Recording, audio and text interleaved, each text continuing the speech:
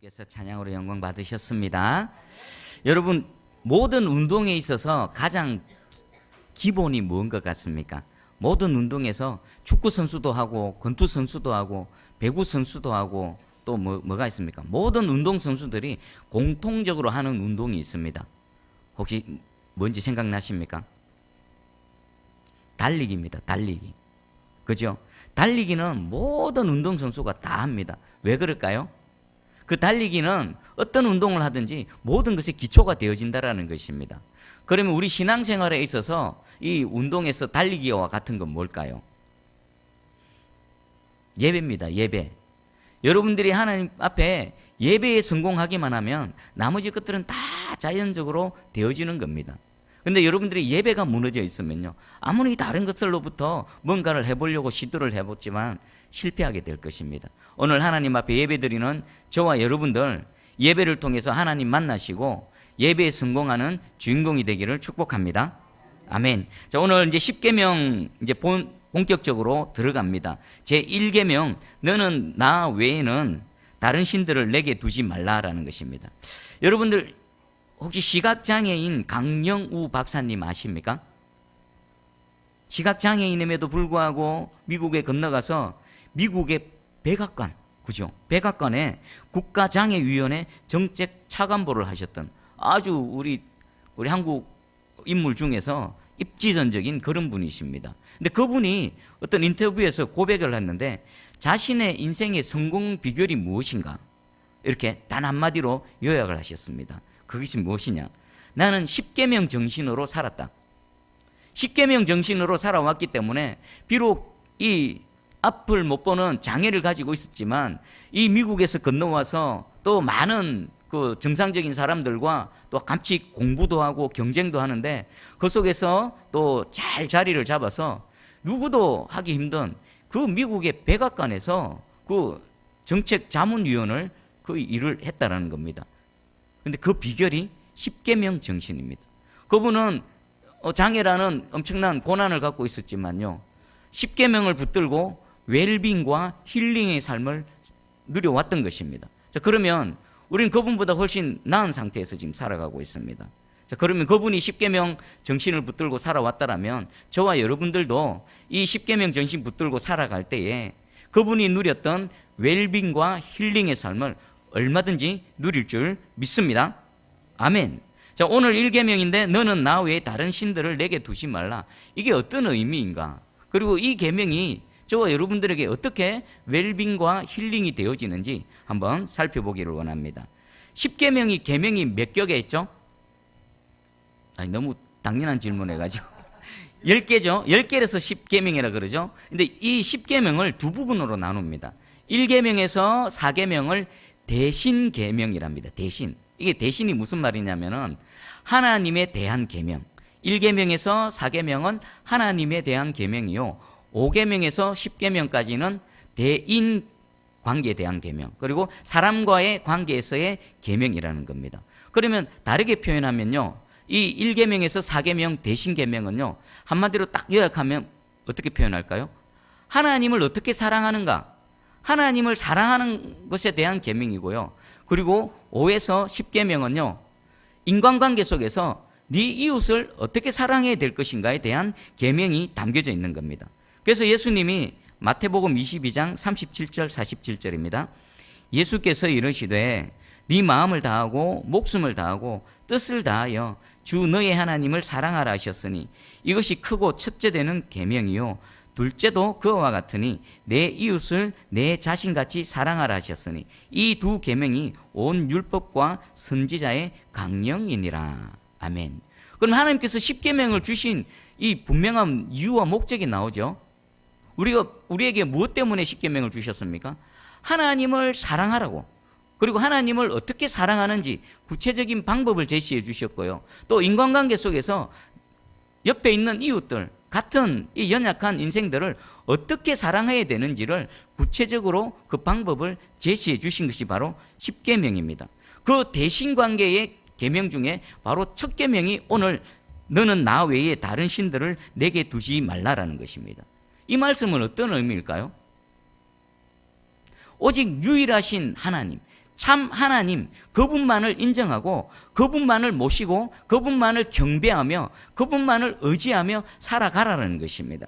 그러면 이 첫 계명인 너는 나 외에 다른 신들을 내게 두지 말라는 이것을 하나님께서 적극적으로 명령하는 부분과 또 하나님께서 적극적으로 금지하는 조항들을 한번 살펴보겠습니다. 제1계명에서 하나님께서 명령하시는 건요, 우리 인생 가운데 누구를 최우선으로 모셔야 된다는 겁니까? 하나님입니다. 하나님을 내 삶의 최우선으로 모시고요, 그리고 그 하나님만을 예배하는 겁니다. 여러분, 하나님도 예배하고 다른 것도 예배하면 됩니까? 안 됩니까? 안 됩니다. 하나님만을 예배하는 겁니다. 그리고 우리의 삶의 모든 존재 목적은 하나님께 영광이 되어져야 된다는 겁니다. 여러분들이 한 주 동안 살아오셨던 거, 그리고 오늘 예배 드리고 또 내일부터 한 주 살아가야 되는 그 모든 최종 목적이 뭐라고요? 하나님께 영광이란 겁니다. 가정에서, 직장에서, 또 내가 살아가는 모든 순간순간마다 어떻게 하면 하나님께 영광을 올려드릴 것인가에 대해서 그것을 선택하며 살아가는 것, 이것이 제1계명을 지킨다는 것입니다. 그리고 또 우리가 살아갈 때에 하나님만을 최우선적으로 신뢰해야 된다는 겁니다. 우리 인생이 살아갈 때에 내게 도움이 되어지고 또 내게 필요로 하는 것들 많죠. 그런데 필요로 하는 것이 내가 또 의지하는 뭔가로 이렇게 전락하는 경우가 상당히 많습니다. 그것을 우리는 무엇이라고 표현합니까? 필요로 하는 것이 내 마음이 의지를 한다. 그게 우상이 되어지는 겁니다. 그렇게 하지 말라는 겁니다. 오직 하나님만을 신뢰하고 내 모든 소망을 어디에 둔다고요? 살아계신 하나님께만 두는 겁니다. 여러분 자신을 한번 잘 보십시오. 나는 과연 상황에 반응하는가? 하나님 말씀에 반응하는가? 우리는 너무도 쉽게요, 상황에 반응할 경우가 많습니다. 통장에 돈이 떨어진다. 통장에 돈이 자꾸 빠져나간다. 들어오지 않는다. 그럼 우리 마음이 어떻습니까? 왠지 불안하고, 왠지 좀 말씀대로 위축되어지고, 그렇죠? 그러면은 상황에 반응하는 겁니까? 하나님께 반응하는 겁니까? 상황에 반응하는 겁니다. 만약에 우리가 상황에 반응하면요, 하나님을 온전히 신뢰할 수 없습니다. 여러분도 한 주를 돌아봐 보십시오. 내가 원하는 대로 뭔가 이루어지지 않았을 때에 그 상황 때문에 내 마음이 상합니까? 그런 것 때문에 통장에 돈이 쭉쭉 빠져나가서 그것 때문에 내 마음이 두렵고 떨립니까? 회개하셔야 됩니다. 왜 그런지 아십니까? 1계명을 안 지키는 겁니다. 어떤 상황이라 하더라도 내가 산소망 되시는 여호와 하나님을 꼭 붙든다, 하나님의 말씀을 붙든다, 그러면요, 우리는 상황에 좌우되지 않을 것입니다. 상황이 아무리 어렵다 하더라도 살아계신 여호와 하나님 붙들고 얼마든지 극복하고 승리하며 나가는 저와 여러분들이 되어질 줄 믿습니다. 하나님만을 신뢰하시며 하나님께만 모든 산소망 두시기를 축복합니다. 아멘. 그리고 이제 금지하는 것, 이 1계명에서 금지하는 것을 제가 두 부분으로 한번 생각해 봤습니다. 하나님을 모르는 영역, 그러니까 하나님을 모르는 사람들에게 있어서 금지하는 것, 그리고 하나님을 아는 영역에서의 금지하는 것. 하나님을 모르는 영역에서는요, 여러분들 무신론자들 있죠. 무신론이 뭡니까? 신이 어디 있어? 하나님이 어디 있어? 내가 신이야, 내 주먹 믿고 내가 살 거야 라는 사람들, 이 하나님을 모르는 영역에서 무신론에 빠지지 말라는 겁니다. 하나님이 없다라고 막 큰 소리 치죠. 그것은 무엇입니까? 이미 심판받은 것이고 죽을 자리에 가 있는 겁니다. 그리고 또 하나가요, 하나님을 모르면요, 반드시 뭔가를 섬깁니다. 가짜 신들에게 경배하지 말라는 것입니다. 하나님이 인간을 창조하실 때요, 하나님을 찾는 마음, 영혼을 사모하고 영혼을 추구하는 마음을 누구에게나 다 주셨습니다. 그런데 그 마음이 하나님을 알지 못하면 어떻게 된다고요? 각자 나름대로 우상을 만드는 겁니다. 자기의 연약함을 인간들 스스로 알거든요. 뭔가 문제에 부딪히면 스스로 해결할 힘이 없기 때문에 뭔가를 만들어서 그것에 절하고 경배하게 되어져 있다는 것입니다. 하나님을 모르는 영역에서 여러분들 무신론에 빠지지 마시고요, 가짜 신에게 절대로 경배하지 마시기 바랍니다. 그리고 이번에는 하나님을 아는 영역에서 참 많습니다. 첫 번째는 하나님을 무시하고 등한시하지 마시기 바랍니다. 여러분들이 하나님을 무시하죠? 그럼 하나님 어떻게 하실까요? 여러분들 무시해버립니다. 여러분들이 하나님을 함부로 대하시면요, 하나님도 여러분들을 함부로 대하실 겁니다. 반대로 여러분들이 하나님을 존귀히 여기고 하나님을 귀하게 여기시면요, 하나님도 여러분들을 존귀하게 귀하게 여기실 것입니다. 하나님을 무시하지 마시기 바랍니다. 그리고 하나님을 잊어버리지 말라는 겁니다. 이것은요, 달리 표현하면 모든 영역에서 하나님을 인정하라는 겁니다. 여러분 한번 생각해 보십시오. 나는 과연 내 삶의 전 영역에 하나님을 인정하는가?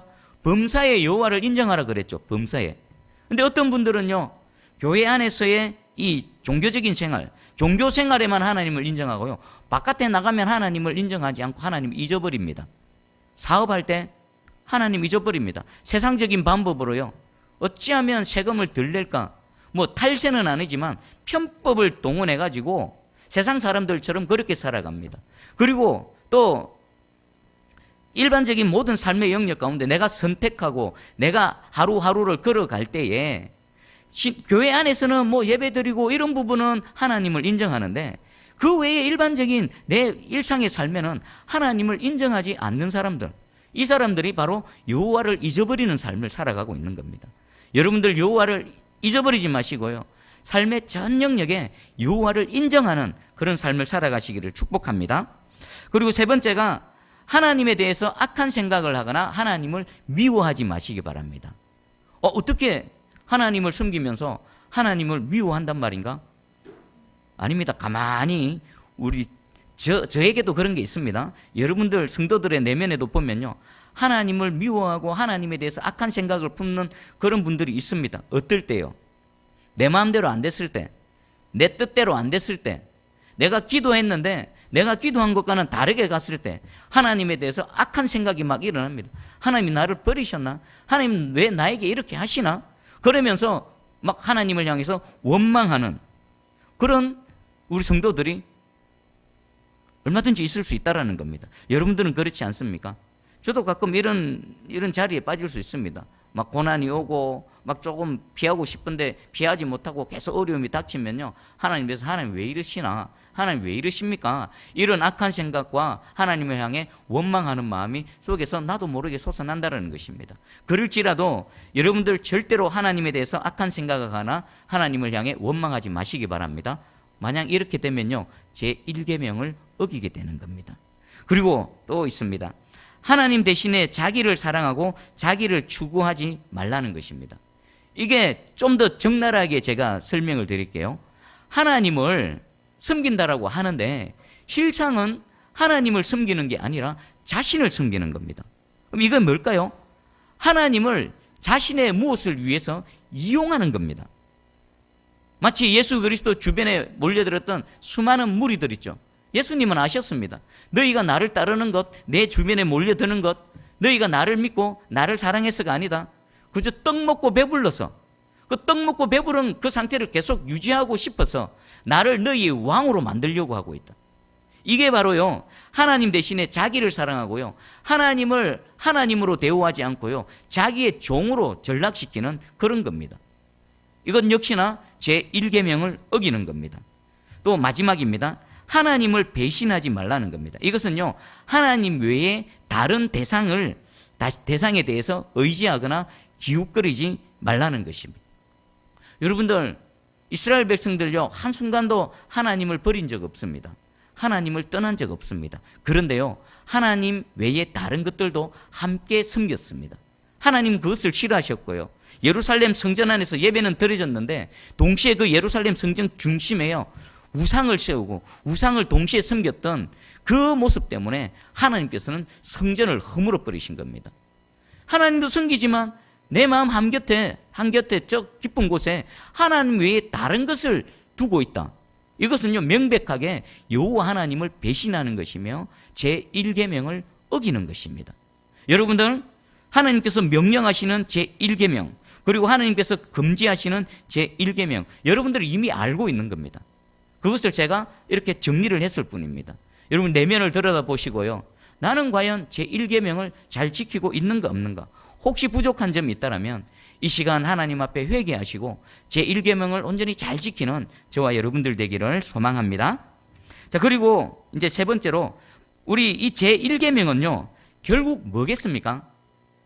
지금 우리가 조금 전에 살펴봤던 제1계명을 어떻게 잘 지키는가를 보면은요, 결국은 무엇의 문제입니까? 저와 여러분들의 마음의 문제입니다. 우리 한번 봐보시면 하나님께서 명령하시는 모든 명령은요, 먼저 어디에서부터 이루어져야 될까요? 내 손과 발이 움직이고 내 몸이 움직이고 내 입이 움직이고 움직이기 전에 어디서부터 내가 순종해야 그것이 육체를 통해 순종함으로 나타날까요? 마음입니다. 마음. 여러분들의 마음에서부터요, 이 계명이 지켜지지 않으면 절대로 우리 몸으로 계명을 지켜낼 수가 없는 것입니다. 여러분들, 나는 과연 하나님의 말씀 앞에 내 마음의 상태가 어떤가? 그리고 내 마음은 어디에 가 있는가? 한번 살펴보시기 바랍니다. 그리고 내 마음이 창조자 되시는 하나님, 나의 구원자 되시는 여호와 하나님께 온전히 머물러 있는가? 아니면 나를 창조하지도 않고 나를 구원하지도 못하는 그 어떤 것에 내 마음이 가 있지 않는가? 양다리 걸쳐져 있는 것. 이것도 일계명을 어기는 겁니다. 그리고 한 주 동안에 여러분들의 그 마음이 어디에 가 있었는지를 보려면요, 분명한 잣대가 있습니다. 시간을 내가 어디에 가장 많이 기울였는가? 내가 어디에 가장 많이 또 정성을 들였는가? 어디에 가장 많이 내 물질을 투자했는가? 그것을 보면요, 여러분들의 마음이 어디에 가 있는지 정확하게 볼 수 있습니다. 여러분들의 마음 어디에 가 있습니까? 혹시 돈에, 세상 성공에, 또 여러분들 취미생활에, 지금 또 하나님 외에 다른 것에 뭔가 빠져있지 않습니까?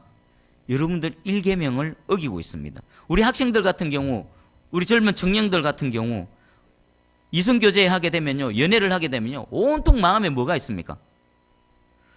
그녀가 있고요, 그이가 온통 마음에 있습니다. 아무것도 없습니다.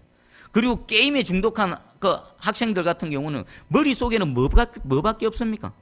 게임밖에 없습니다. 학교 가서 공부한다고 앉아 있어도 온통 게임밖에 없습니다. 요거 마치고 빨리 가서 게임해야지. 그리고 도박에 빠진 사람은 어떻습니까? 온통 도박에 빠져 있습니다. 도박 생각밖에 없습니다. 그것뿐입니까? 또 취미에 홀라당 빠진 사람 봐보십시오. 직장에 있어도 골프 치는 사람, 여러분들은 경건하게 사셨기 때문에 당구 안 쳐보셨죠? 우영집 선생님 당구 쳐보셨습니까? 와, 야, 얼마나 경건합니까? 저는 대학 갈 때 당구를 이렇게 이제 배웠는데, 당구 처음 배우기 시작하면요, 눈만 감으면 뭐가 있습니까? 눈만 감으면 당구 다이가 그려져서 공이 막 뺑뺑뺑 돌아다닙니다. 이것처럼 내 마음이, 내 생각이 어디에 가 있는가, 그걸 보면요, 내가 지금 제 1계명을 제대로 지키는지 아니면 1계명을 어기고 있는지 정확하게 알 수가 있습니다. 여러분, 오늘 여러분 마음에 차지하고 있는 하나님 외에 다른 것이 있다면 치워버리시기 바랍니다. 눈에 안 보이죠? 하나님께 기도하십시오. 그리고 여러분들이 의지적으로 결단하고 하나님께 도움을 구하시면요, 하나님께서 친히 도와주실 것입니다. 그리고 예를 들어 볼까요? 교회 다니면서도요, 술, 담배를 못 끊는 사람들이 있습니다.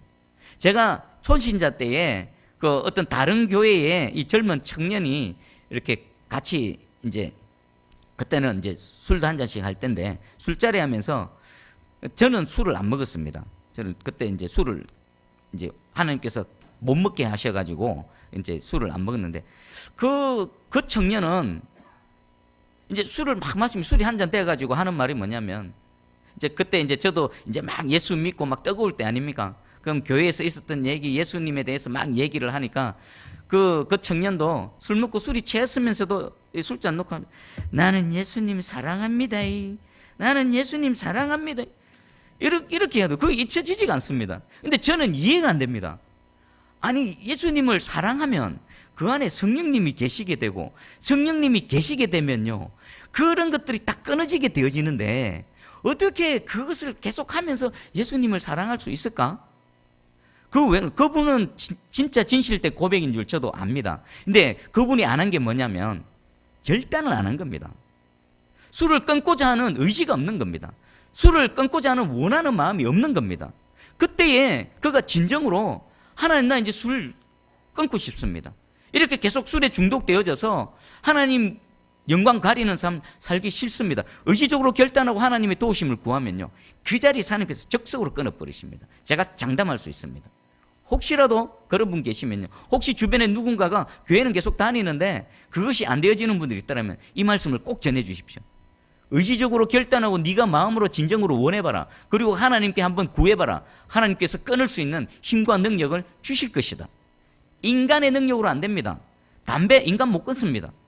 하나님이 은혜 주시면 끊어지는 줄 믿습니다. 자, 그리고 제1계명은요, 마음의 문제임과 동시에 주대심에 대한 문제. 주대심이 뭡니까? 내 인생의 주인이 누군가라는 겁니다. 이 제1계명은요, 하나님이 내 인생의 주인이십니다라는 고백입니다. 말로만 고백입니까? 주님이 나의 주인이십니다가 삶의 모든 영역에서 나타나야 되는 겁니다. 여러분 인생의 주인 누굽니까? 차를 운전해 갈 때 누가 모든 것들을 주장합니까? 핸들 잡은 사람이 모든 방향을 잡아가지요. 여러분들의 인생의 핸들 누가 잡고 있습니까? 아직도 여러분들이 잡고 있지 않습니까? 손 놓으십시오. 하나님께 그 핸들을 내어드리시기 바랍니다. 여러분들 요즘 한국에 보면은 애완견들 키우는 분들이 많죠. 그 애완견 이렇게 목줄 메고 이렇게 산책하시는 그런 분들을 많이 봅니다. 저는 그분들을 볼 때 저 개하고 저 개 주인하고 누가 주인일까? 누가 주인일까? 그 개를 애지중지 키우고 목욕시키고 사람보다도 더 많은 그 비싼 걸 먹여가면서 키우는 그 개 주인이 주인일까? 개가 그 밥 먹이는 사람의 주인일까? 그거 보면 압니다.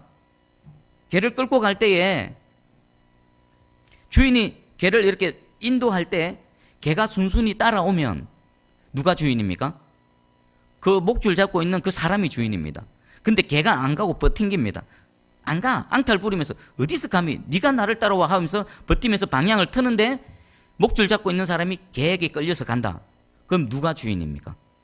개가 주인입니다. 개가. 여러분들 애완견 키우시는 분들 있는데 개가 주인 되면 안 됩니다. 여러분들이 주인이 되어야 됩니다. 이것과 마찬가지로 하나님은 우리의 주인이십니다. 그리고 우리는 하나님의 종입니다.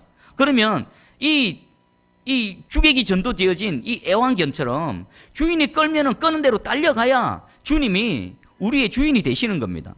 여러분들이 버팅기고요, 막 앙탈 부리고요, 신경질 내고 안 가려 그러고 다른 데로 가면요, 그 개는 주인이 아닙니다. 여전히 내가 주인인 것입니다. 여러분들의 삶을 돌아보십시오. 금방 드러납니다.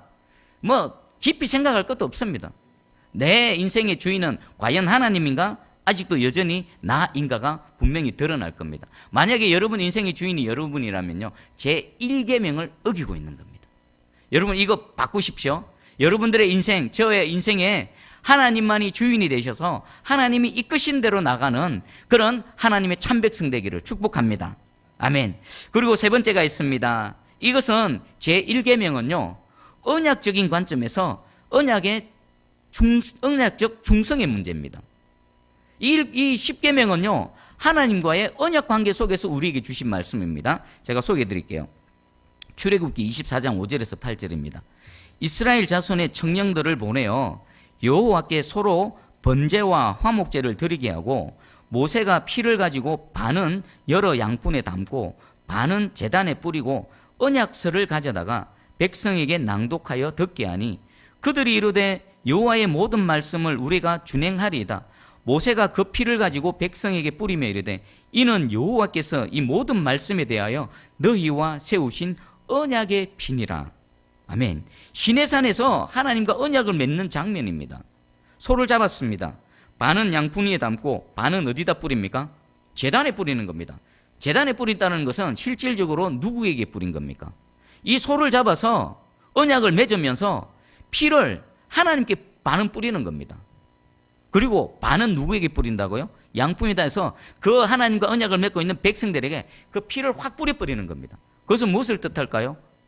하나님과 우리가 언약의 관계를 맺었습니다. 만약에 이 언약을 어기게 되면 주님이 주인 되시고 우리가 주님의 그 백성 되는, 하나님이 나의 하나님이시오 우리는 하나님의 백성이 되겠습니다라는 이 언약을 어기게 되면 무엇한다는 겁니까? 목숨 내놓는 겁니다. 목숨을 내어놓고 내가 하나님께 충성하겠습니다라는 언약을 한 겁니다. 그러면 구약의 이스라엘 백성들은 시내산에서 소, 짐승의 피로 언약을 맺었습니다. 그럼 신약 백성인 저와 여러분들은 누구의 피로 언약을 맺었습니까? 예수 그리스도의 그 십자가에서 맺으신 예수 그리스도의 그 피, 유월절 어린 양의 피, 예수 그리스도의 피로 우리는 언약을 맺은 겁니다. 짐승의 피보다 예수님의 피가 더 확실하고 더 효과적이고 더 의미한 줄 믿습니다. 여러분들이 이 관계에 있는 겁니다. 여러분, 우리가 쉽게 주여 주여 할 문제가 아닙니다. 주님 나의 주님이십니다 라고 내가 고백하는 그 순간에 이 예수 그리스도의 십자가 피로 이 피의 언약에 들어가는 겁니다. 그럼 이 언약을 어기면요 어떻게 됩니까? 죽습니다. 하나님도 스스로 그 피를 뿌리셔서 나도 목숨 걸겠다, 너희도 목숨 걸어라 할 수 있겠느냐? 그랬을 때 이스라엘 백성들이 네 알겠습니다 아멘 한 겁니다. 여러분들이 주여 주여 주님 나의 주님이십니다 라고 할 때 역시나 이 피의 언약에 아멘 한 겁니다. 그러면 이 언약에 책임을 지셔야 되는 겁니다. 쉬운 게 아닙니다. 목숨을 거는 겁니다. 생명을 거는 겁니다. 그렇게 충성맹세를 한 것이 바로 이 일계명, 하나님 외에 다른 신을 내게 두지 말라는 것입니다. 그러면 우리 한번 정리를 하면서 삶을 돌아보겠습니다. 매 순간에 여러분 누가 여러분들의 주인이십니까? 그리고 여러분들의 마음의 중심에 누가 계십니까? 최우선순위를 어디에 두고 있습니까? 여러분들 돈이나 여러분들이 다른 어떤 것에, 또 요즘 자녀들 얼마 없지요? 자녀가 우상이 되어진 그런 삶을 살아가고 있지는 않습니까? 우리 신앙생활 하다 보면요, 중직자 집안의 애들도요 고3이 되면 장로님이, 권사님이 대학 들어가서 잘 섬기라고, 예배 잘 드리라고 하면서 1년만 학교 가서 공부하랍니다. 그건 뭐 하는 겁니까? 자녀에게 1계명을 어기라고 부추기는 겁니다. 자신도 제 1계명을 어기고 있으면서 자녀들에게 1계명을 어기게 만들고 있습니다. 그게 복입니까? 저주의 자리로 내몰고 있는 겁니다. 그러면 지금 잘 안 하는데 나중에 대학 가서 잘할 수 있을까요? 지금 잘해도요 대학 가면은 세상에 빼앗기는 영혼들이 얼마나 많은데 지금 흐리멍텅하게 해가지고 대학 가서 잘할 수 있다? 헛방입니다. 헛방. 부목설화에 떠나가지고 객지에서 대학생활 해보십시오. 얼마나 유혹이 많은데, 얼마나 재밌는 게 많은데, 얼마나 하나님보다 더 좋은 게 많은데 훌라당 넘어갑니다. 지금 훈련하셔야 되고요, 지금 잘해야 되는 겁니다. 여러분들 어떻습니까? 자녀들을 양육할 때, 여러분이 개인이 또 신앙생활할 때 마음의 중심, 최우선을 어디에 두고 계십니까? 여러분 해바라기 아시죠? 해바라기는요, 해바라기 어디로 향합니까? 해를 따라 돌지요. 우리도 하나님 앞에서 해바라기와 같아야 됩니다. 상황이 어떻든, 내 여건이 어떻든 해가 있는 곳을 향해서 계속 방향을 틀고 주를 바라보는 그런 삶을 살아가야 될 줄 믿습니다. 여러분들 요한계시록 3장에 보면요, 그 라오디게아 교회에 대해서 하나님 책망하시는 말씀이 있습니다.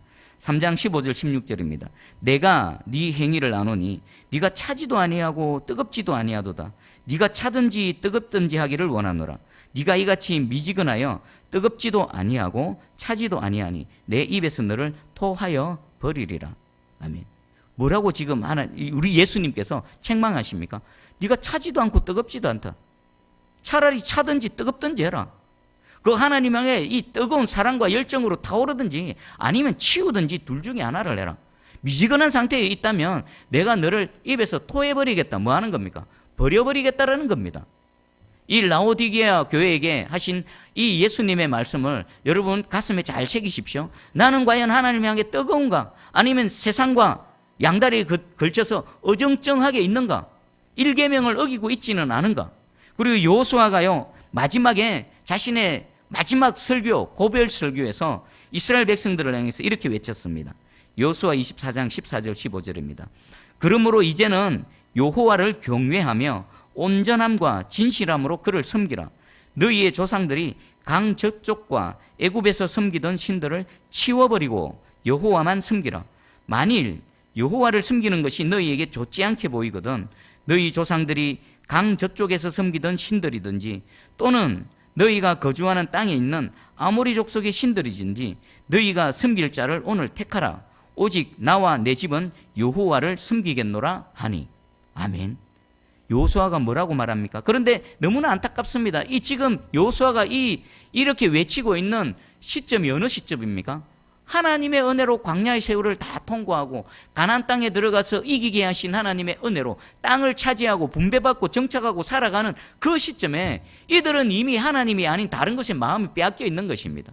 그 모습을 본 여호수아가 마지막에 외치고 있는 겁니다. 너희가 강 저쪽에 있는 신, 그리고 애굽에서 섬기던 그 신 치워버리라. 뭐 하는 겁니까? 집어서 던져버리라는 겁니다. 던져버리고 오직 여호와 하나님만을 섬겨라. 제1계명을 온전히 지켜라는 것입니다.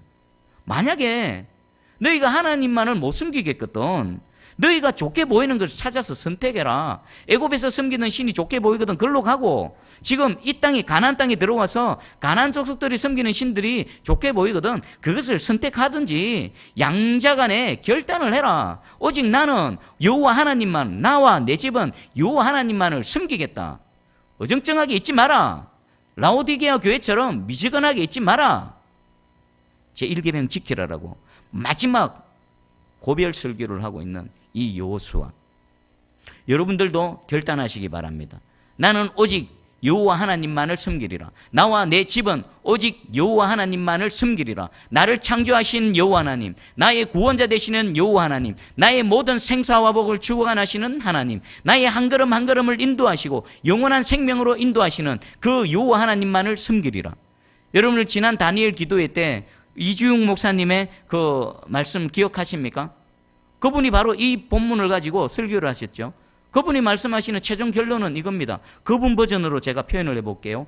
야야, 네 옆에 나 외에는 다른 것을 두지 말라. 야야, 나는 너와 함께하고만 싶다. 너와 너 사이에 다른 것이 끼지 않도록 다른 것들은 치워버려라. 나는 너와만 함께하고 싶다. 내가 너를 사랑한다. 이 말씀을 주님께서 하고 계십니다. 제1계명을 온전히 지키셔서 하나님과 여러분 사이에 뭔가 있다라면 오늘 치워버리시기 바랍니다. 오직 여호와 하나님만을 붙드시고 신뢰하시고 의뢰하시고 여호와만을 예배하는 저와 여러분들 되셔서 제1계명, 그 10계명 중에서도 제1 계명 1계명을 잘 지켜서 하나님의 은혜, 웰빙과 힐링의 은혜를 누리며 살아가는 저와 여러분들 되기를 주님의 이름으로 축복합니다. 아멘. 자, 그럼 반주해 주시고 한번 기도해 보기 원합니다. 여러분들 어떻게 사셨습니까? 한 주 동안 멀게도 가지 마시고 내 중심을 지금 들여다 보십시오. 예배드리는 이 순간에도 내 마음 중심에 다른 것이 혹시 있지 않습니까? 그것을 집어 던지시기 바랍니다. 그것을 끄집어내셔서 하나님 이 우상 쪼개 주십시오. 내 마음의 중심에 오직 여호와 하나님만을 모시기를 원합니다. 주님과 나 사이에 아무것도 가리우는 것이 없기를 원합니다. 주여 오셔서 나를 새롭게 해주시고 이 제1계명을 지켜낼 수 있도록 성령으로 도와주시옵소서. 기도하며 나갑니다. 기도하시겠습니다.